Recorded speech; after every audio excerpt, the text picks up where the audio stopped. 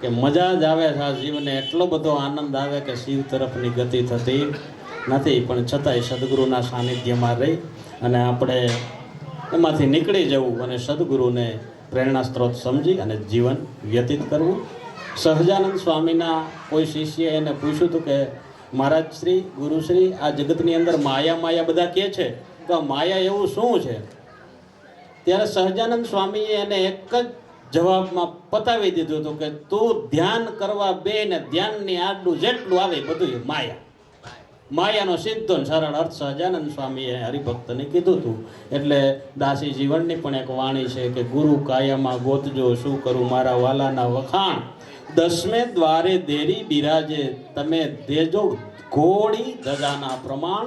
સંતો બોલે છે ધોરી ધજાના પ્રમાણ. ઘોડવું, વલોવવું, એનું મંથન કરવું, તો તમને એનું પ્રમાણ મળે.